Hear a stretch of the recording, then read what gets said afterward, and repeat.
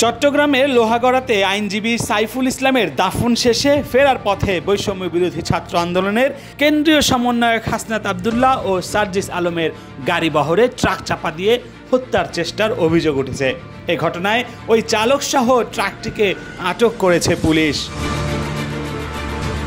বুধবার রাত 7:30টার দিকে চট্টগ্রাম কক্সবাজার মহাসড়কের চুনতি ইউনিয়নের হাজি রাস্তার মোড়ে এ দুর্ঘটনা ঘটে। ঘটনার সত্যতা জানতে লোহাগড়া থানার সেকেন্ড অফিসার মুমিন ফরহাদ এই ঘটনার সত্যতা নিশ্চিত করেন। তিনি বলেন, আমরা এই ঘটনায় ওই ট্রাক চালককে আটক করে থানায় নিয়ে এসেছি। হত্যা চেষ্টার যে অভিযোগ উঠেছে সে বিষয়ে আমরা তাকে জিজ্ঞাসাবাদ করছি, পরে আরও বিস্তারিত জানানো হবে।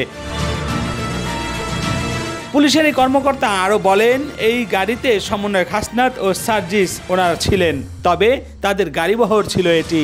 কালো রঙের এই প্রাইভেট কারের চালকসহ 4 জন ছিলেন। তাদের মধ্যে একজন ছাত্র আন্দোলনের নেতা মোহাম্মদ আলী নেওয়াজ, অন্যদের নাম এখনও জানা যায়নি। তবে এই ঘটনায় প্রাইভেট কারের সামনের অংশ ক্ষতিগ্রস্ত হলেও ভেতরে থাকা কেউ তেমন গুরুতর আহত হয়নি। এদিকে রাত 10টার কিছু আগে চট্টগ্রামের সমন্বয়ক খান তালাত মাহমুদ রাফি নিজের ফেসবুক পেজে থেকে লাইভে এসে লাইভের শিরোনামে তিনি হত্যা চেষ্টার অভিযোগ করে লিখেছেন, আমরা নিরাপত্তা ঝুঁকিতে আছি, আল্লাহ আমাদের হেফাজত করুক। শহীদ অ্যাডভোকেট সাইফুল ইসলাম আরিফ ভাইয়ের কবর জিয়ারত করার পর ফেরার পথে সন্ধ্যা 7:30টায় আমাদের ট্রাক চাপা দিয়ে হত্যার চেষ্টা করা হয়।